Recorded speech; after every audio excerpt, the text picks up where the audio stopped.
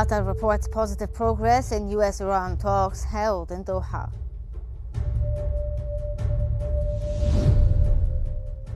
ON says negotiations are Lebanon's best option, calls for pressure on Israel to honor agreement.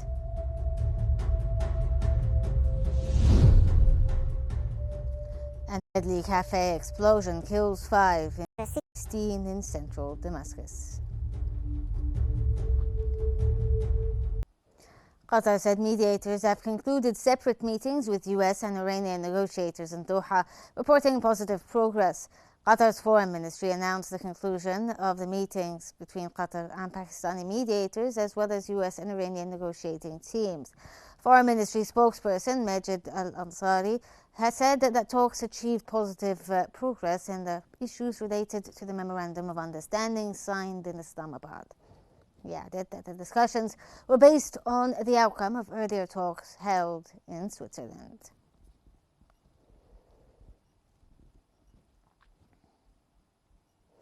Iran's military said it remains on a wartime footing despite the ceasefire and ongoing negotiations. An Iranian military spokesperson said Tehran has not trusted its adversary since the ceasefire took effect and negotiations began. The spokesperson said Iran had made clear from the first day of the ceasefire that it does not trust the enemy. He added that Iran still considers itself to be in a state of war and has continued strengthening its defensive capabilities without losing time.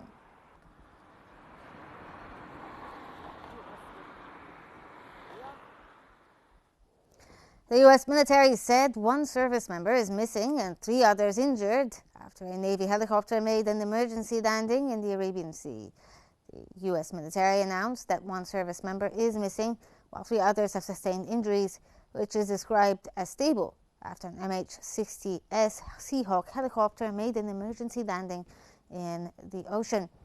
The U.S. Navy's 5th Fleet said there are no indications that the incident was caused by hostile action. According to the statement, naval assets are conducting search and rescue operations for the missing crew member, while an investigation into the cause of the incident is underway. The helicopter was deployed aboard the aircraft carrier USS George H.W. Bush at the time of emergency landing.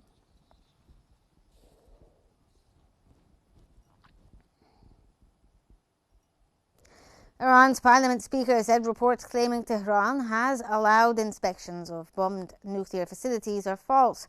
Speaker Mohammad Bagher Ghalibaf said reports suggesting Iran had agreed to the International Atomic Energy Agency inspections of facilities damaged in recent strikes are incorrect. Ghalibaf said Tehran has not approved inspections of the targeted facilities.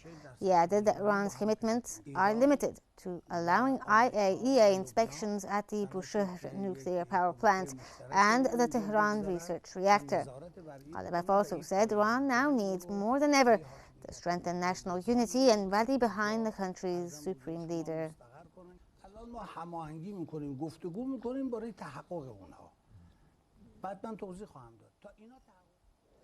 To discuss this further, we're joined from Brussels by legal scholar and EU policy member Dr. Kamila Zarekta-Romanowska. Thank you for joining us here this evening. Thank you. Good evening. Thank you so much. Let's start off here by getting your assessment of the Doha talks. They're aimed at reaching a peace agreement between the US and Iran, but there seems to be a bit of some fears, I suppose, from both sides that they won't honor each other's word. Well, true. The key question here is, and very strong observation, which actually can make all those things happening, is the question of the regional security key players. Because Qatar has evolved in one of the world's most trusted strategic intermediaries, demonstrating that diplomatic credibility itself has become an element of regional security. And this regional security, in my opinion, is viewed from all over the places. The countries are seeing how important it is. And we cannot forget that beyond all mistakes and all the situations which happened in the past, indeed, that's the intermediators and negotiators has gained enormous, I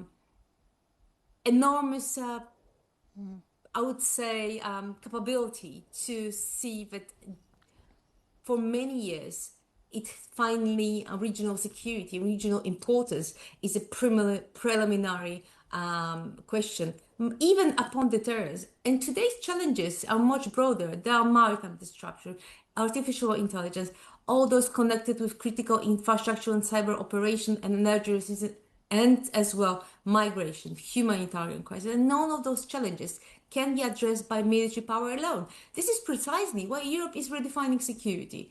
The recently adopted security strategies are showing that we are looking for agile, illustrate of fundamental conceptual shift. But security in the Middle East is gradually entering into the same transformation, where the civilian infrastructure, autonomous protection, maritime awareness and resilience is equally important as other components of security policy. And security increasingly depends upon governance rather than dominance. The future belongs not to those who possess the greatest military power, but to those which are capable of building the most resilient security institution, in my opinion. Okay, And well, we have, yeah. yeah, you mentioned that the mediation efforts are going relatively well, or as well as could be expected, and that things seem to be progressing, although slowly, but there is progress. So, given what you just said there, do you believe we could see an end to the conflict in the Middle East in the near future, or is this going to be a long-term struggle whereby the negotiations will continue for maybe years to come? Well, it's always a difficult question to answer, but I believe the more important question is whether we are witnessing the end of one security partner rather than the end of the one conflict itself. Because for many years, regional security relied primarily upon deterrence. And in today's days, we have to see that it is not only the situation of the terrorists, and unfortunately, with the Doha strong support, we can see that the security within the region is really, really evolving. The humanitarian crisis is evolving, and unfortunately, while I do not see straight away the end of the conflict, and the Middle East. I would say it that way. The Middle is not facing only one conflict. It is facing a network of connected crises. The Iran nuclear program and Israeli security concerns, the Lebanon, Hezbollah, maritime disruption, sanctions, cyber risk, migration, and humanitarian pressures are all mixed in once. And this ceasefire and this talks can stop immediate violence, but it cannot automatically create a stable order. The deeper issue is that security in the region is changing. It's not longer only about military deterrence. It's about governance. Who manages the sea lanes? Who protects civilians? Who verifies commitments? And who controls escalation?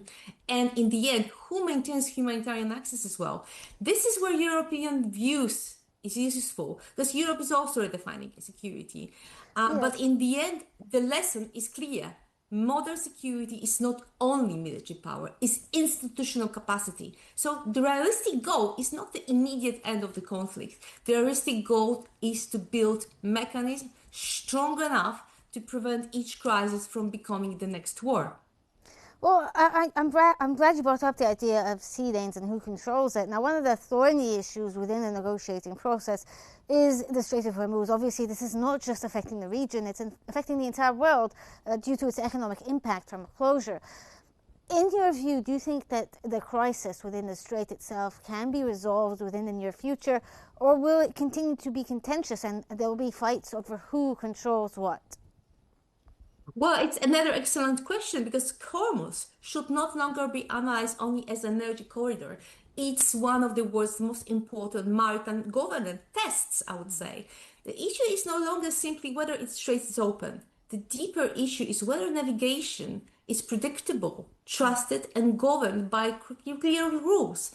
Hormuz links energy, security, commercial shipping, insurance market, food security, and humanitarian supply chains. When it becomes unstable, the consequences are not abstract. They reach ordinary people through higher prices, shortages, and economic stress within the MENA region, within the Gulf, but as well in Europe, in Asia, and in Africa. This is why maritime security is also human security, in my opinion. In the near term, Hormuz can be stabilized, but full resolution requires more than military deterrence. It requires cooperative maritime governance, information sharing, crisis coordination, and regional responsibility. And here again, Gulf and the Arab states matter. Qatar provides diplomatic channels. Saudi Arabia has strengthened maritime security and coast guard capabilities. Well, Qatar and Kuwait as well. Oman remains a crucial diplomatic bridge, while Egypt, through the Suez Canal and Red Sea security, is a part of same maritime chain, linking Gulf to Europe. So Hormuz can remain open by force, but it can only become stable through governance. And the future of the strait depends less on threats and more on the rules, coordination, and regional responsibility, in my opinion. So basically, it needs level-headed people to find a solution, diplomatically speaking. And this is what they're attempting to do right now.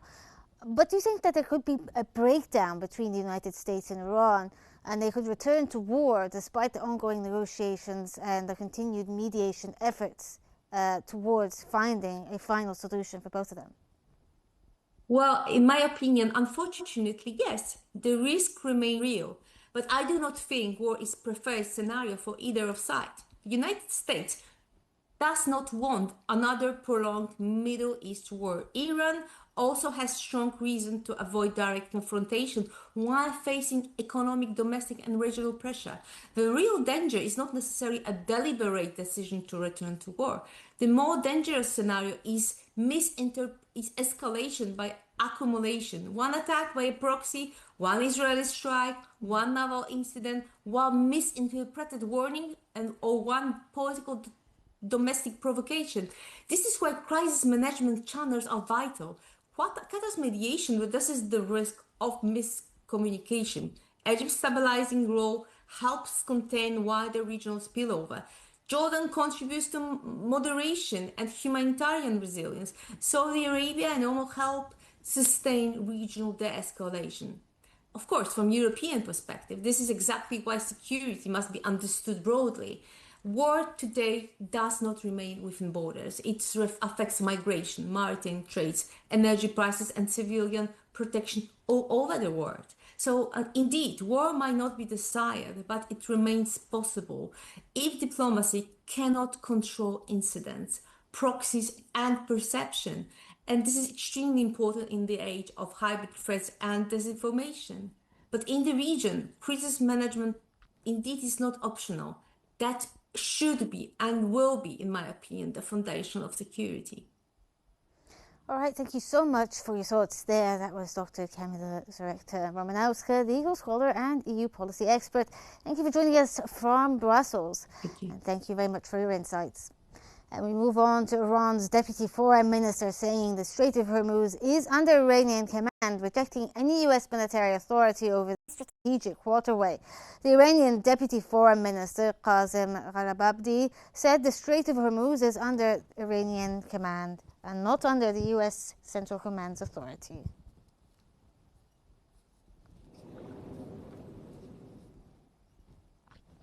Iran's Khatem al-Anbiya headquarters had warned that continued U.S. military flights over the Strait of Hormuz could undermine regional security. The central headquarters had said that U.S. aircraft flights over the strait would destabilize security in the strategic waterway and the wider region. The headquarters warned that any violation of designated flight routes or failure to comply with Iranian protocols in the Strait of Hormuz would prompt an immediate response.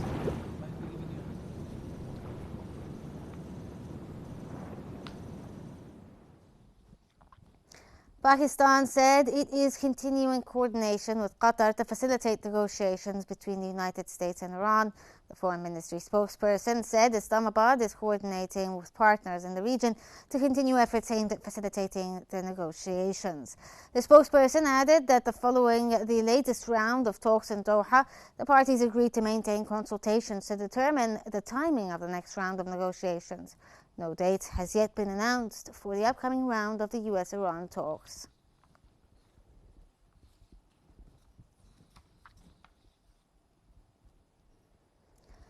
An Israeli source familiar with Iran's nuclear program has reportedly rejected Israeli Prime Minister Benjamin Netanyahu's claim that Tehran already possessed nuclear bombs.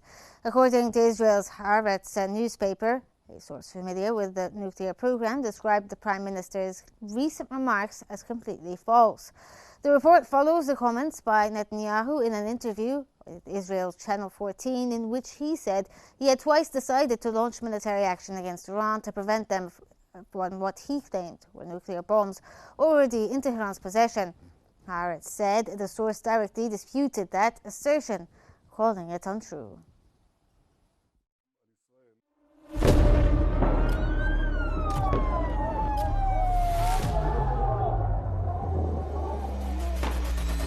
كل المستهدفين هن مدنيين. وضع شيء مرعب، شيء بيخوف.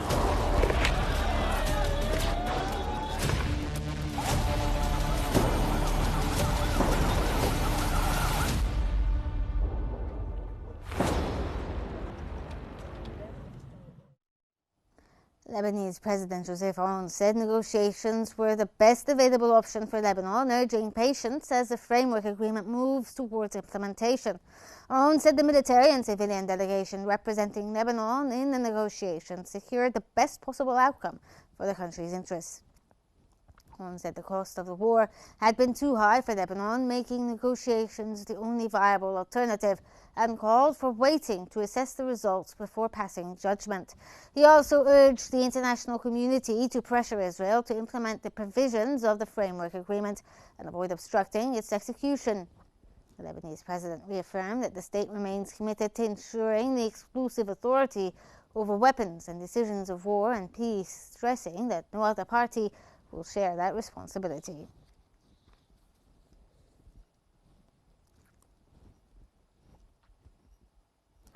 Lebanese Prime Minister Nawaf Salam said the framework agreement with Israel is not a treaty but a roadmap for future negotiations.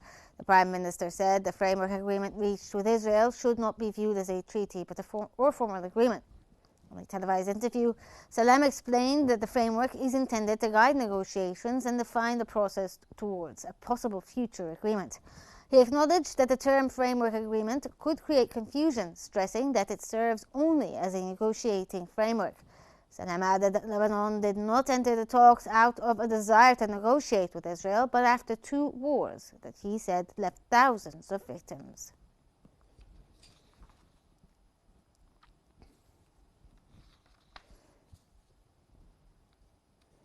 Moving to neighboring Syria, where 5 people have been killed and 16 others injured in an explosion at a cafe in central Damascus.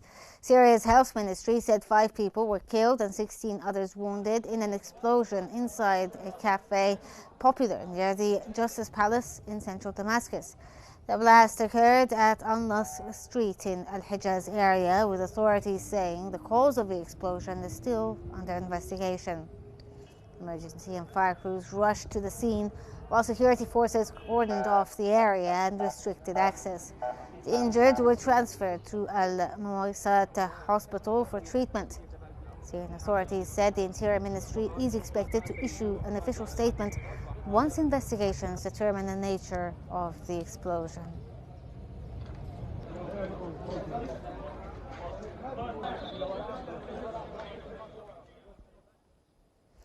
Syrian state media said Israeli artillery shelled several agricultural and border areas in the southern countryside of Daraa and Qnews.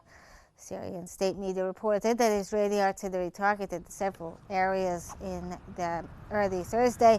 According to the reports, the shelling struck the outskirts of Abdin village in Yarmouk Basin, as well as farmland surrounding Jamla village in Daraa province. In Qnews province, several artillery rounds reportedly landed in agricultural land between the towns of Bariqa and Budna. Damaged parts.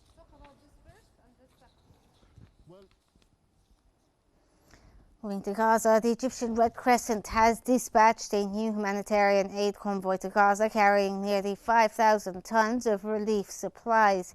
The Red Crescent launched its 226th humanitarian convoy under the name Zaid al-Izza from Egypt to Gaza towards the Gaza Strip as part of its role in coordinating aid deliveries. The convoy is carrying around 4,991 tons of humanitarian assistance, including food baskets, flour, medical supplies, relief items, and fuel for hospitals and other vital facilities. The shipment also included clothes and tents to help shelter displaced families. The Red Crescent said it has maintained a continuous presence at the Rafah border crossing since the start of the crisis, adding that the humanitarian assistance delivery to Gaza has now exceeded 1 million tons, with the support of more than 65,000 volunteers.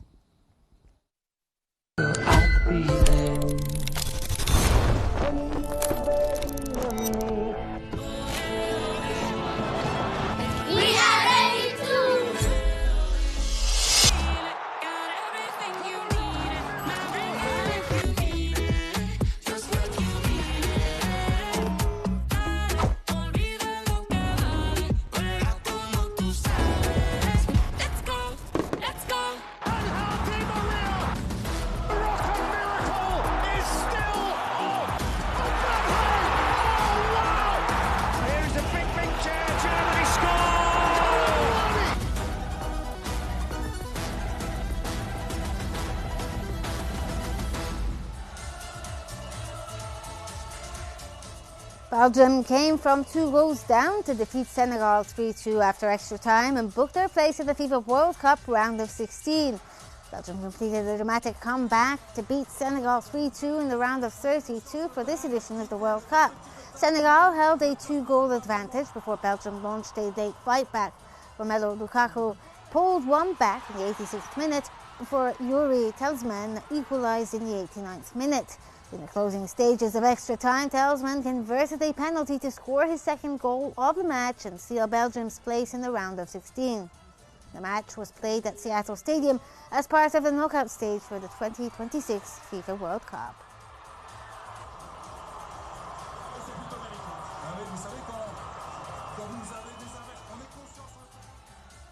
Algeria will face Switzerland in the round of 32 of the 2026 FIFA World Cup after qualifying as runners-up in their group. Algeria head into the knockout stage after finishing second in their group, while Switzerland progress as group winners. The winner of the match will advance to the round of 16 of the 2026 FIFA World Cup.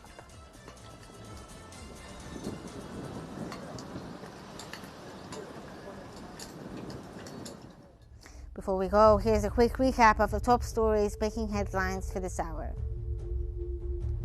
Qatar reports positive progress in the US-Iran talks held in Doha.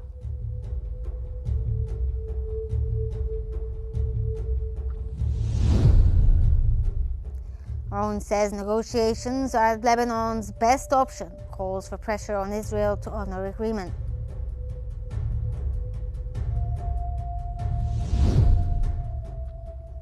And deadly cafe explosion kills 5 and injures 16 in central Damascus.